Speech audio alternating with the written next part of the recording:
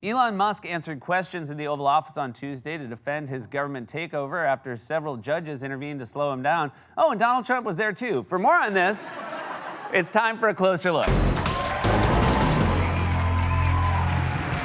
We've talked about this a lot, and we'll keep talking about it. Donald Trump said during the campaign that his top priority was bringing down grocery prices. He said it was the main reason he got elected, and he said prices would start coming down as soon as he took office. I won on groceries. It's a very simple word, groceries. And I won an election based on that. We're going to bring those prices way down. On day one, we will end inflation and make America affordable again. When I win, I will immediately bring prices down starting on day one. Okay, but he didn't specify day one of what. I will immediately bring prices down starting on day one of the 2028 Olympics in Los Angeles. When you see Timothée Chalamet carrying that torch down La Cienega, you'll know that eggs are finally affordable again. And, you know, I do think it will be Chalamet with the torch. He's a big star. 2 dunes and a Wonka with another dune on the way. 3 dunes, that's a lot of dunes. Of course, Trump has not lowered grocery prices. In fact, according to the latest numbers released today, inflation is up 3%, with the price of eggs up 15% over the past 4 weeks and a whopping 53% since last year. Trump has no plan to solve any of that, so now he's acting like he is just a helpless bystander. I hear so much about the word groceries. I used to use groceries a lot on the trail. A word, it's like sort of an old-fashioned word, groceries. But groceries is the word that's the most accurate word. And the price of groceries went through the roof. Bacon was levels like nobody's ever seen. You take a look at eggs today. I mean, the eggs are double, triple, quadruple. They're going through the roof. Oh, man, you know he doesn't have a plan when he just starts riffing on the word groceries. Groceries, I use it a lot. Old-fashioned word, accurate as well. You know, and I do want to get to my plan for inflation, but first, let's break the word down a little bit more, you know? The root, of course, gross, that refers to the foods no one wants to eat. Cottage cheese is a big one for me. Always looks like someone else ate it first. Obviously, Trump doesn't have and has never had a plan to bring down prices. Republicans think you'll just forget about the cost of food and housing and focus on dumb bull like this. Congressman Buddy Carter of Georgia just introduced a bill authorizing Trump to acquire Greenland and rename it Red, White, and Blue Land. Oh my God, these people get so upset when someone changes their pronoun, but they treat world maps like Etch-a-Sketches. Red, White, and Blue Land. Red, White, and Blue Land sounds like the ride you take at Six Flags. When the line for the roller coaster is too long, you're just stuck on a slow-moving boat while weird apple-faced puppets sing a haunting song about patriotism. Red, white, and blue land, his, hers, and your land. And you're like, why'd I take acid? And unfortunately, Trump's desire for territorial expansion doesn't end with red, white, and blue land. He keeps insisting on his plan to own Gaza and forcibly displace the Palestinians who live there, which is the literal definition of ethnic cleansing. The plan has shocked and outraged the international community to the point where even his own White House tried to disavow it and walk it back. When Trump first floated the plan, it was so insane, his chief of staff made a horrified face like she just saw the price of eggs. But on Tuesday, during a meeting with the King of Jordan, Trump doubled down. How is the U.S. going to own Gaza? Your White House has made clear taxpayer dollars won't be used for this. So what money are you going to use to buy Gaza? We're not going to buy anything. We're going to have it, and we're going to keep it. We're not going to buy anything because, sadly, we can't afford it due to the fact that this morning I had a 2-egg omelet. Does this mean we're just going to invade and illegally occupy Gaza? That would not only be morally grotesque and abhorrent, but also the exact kind of foreign entanglement Trump promised to keep us out of. As a reminder, this is the guy who said he would stop nation building abroad and slam George W. Bush for getting us stuck in various military catastrophes in the Middle East. We're getting out of the nation-building business. No more nation-building. It's never going to work. Why are we nation building over there? We want a nation build over here. We've tried the nation building. Doesn't work. Not going to work, never going to work. Man, we are building quite the collection of montages where Trump contradicts himself.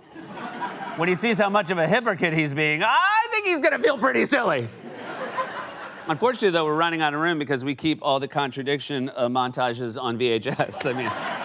Oh, we got Trump on grocery prices. That's a good one. And then we go, oh, Trump on nation building. That's a good one. This one just says wedding vows. That's a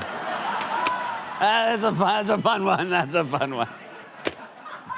The point is not that Trump is a liar and hypocrite. Everyone knows that on both sides of the aisle. It's that right-wing MAGA populism is a scam. When you hear Republicans claim they're against nation building and forever wars, just remember they're the ones who want to own and occupy Gaza, Greenland, Panama, and Canada. Even George W. Bush would be like, red, white, and blue land sounds dumb. And I'm the guy who said nuclear.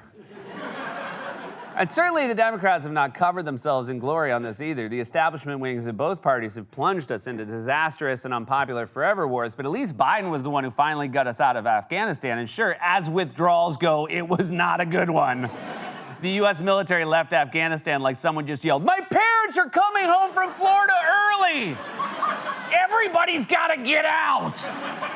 But still, at least we were moving in the right direction, which was out. So now let's hear the man who declared an end to nation building explain his plan for Gaza. We're going to make sure that there's going to be peace and there's not going to be any problem and nobody's going to question it. And we're going to run it very properly, and eventually we'll have economic development at a very large scale, maybe the largest scale on that site. And we'll have lots of good things built there, including hotels and office buildings. So if you're keeping track at home, we still don't have a plan for lowering egg prices, but we do have a plan for building hotels in Gaza. Look, I'll tell you why I think this is happening. It's called the Gaza Strip, and the only other strip he knows is the Vegas Strip. So he thinks that can work there. And if you think the people around him are going to say, actually, sir, it's a different kind of strip, just remember the people around him also suggest red, white, and blue land. This is what Trump does. We've seen it for years. It's nothing new. He's hoping voters will pay attention to his plans for Gaza and Greenland and ignore what he's doing to the rest of the government, because while Republicans are introducing bills to change the names of semi-autonomous foreign regions, Trump and the richest man alive are dismantling the government agencies that stop them from ripping you off. The U.S. Consumer Financial Protection Bureau will no longer fight financial abuse. The newly installed acting director, Russell Vought, ordered employees in an email on Saturday to stop virtually all of their work. America's top consumer financial watchdog is meant to provide oversight over big banks, payday lenders, and other financial institutions that could be hurting citizens. A source tells CNN that DOJ deleted the watchdog X's account. You can see here Elon Musk tweeted CFPB RIP with a tombstone emoji. All right, first of all, don't announce policy via emoji. When Biden did student loan forgiveness, he didn't tweet school emoji, graduation emoji, money emoji, weed emoji. Mostly because it would have taken a week to explain emojis to him and then another week to get him to stop looking through the emojis. Hey, look at this. I got a little lobster here. Yeah. Oh, hey, they also got two different kinds of whales. Yeah.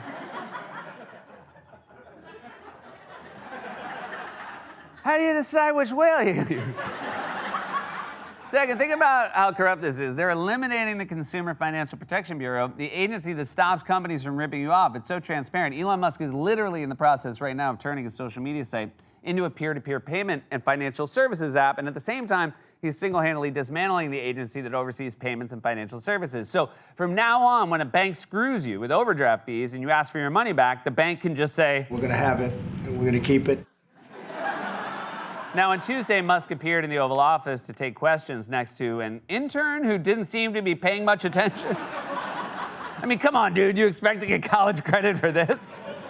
Musk was asked about his own personal conflicts of interest and how he would assure Americans they could trust him. The White House says that you will identify and excuse yourself from any conflicts of interest that you may have.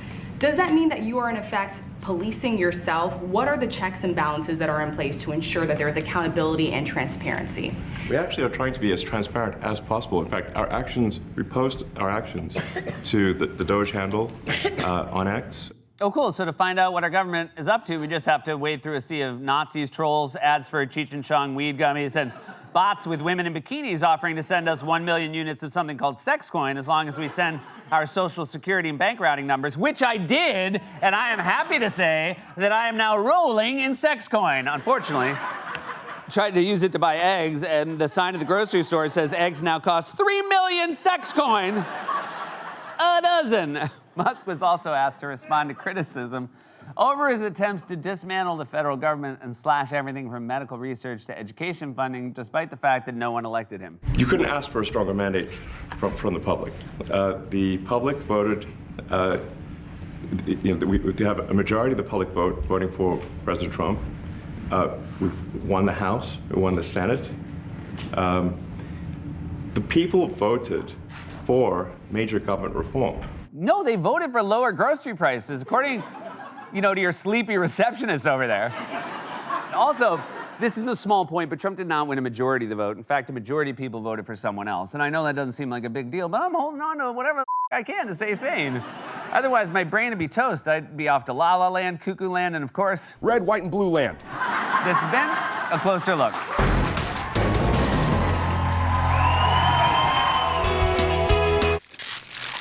It's a fight-off!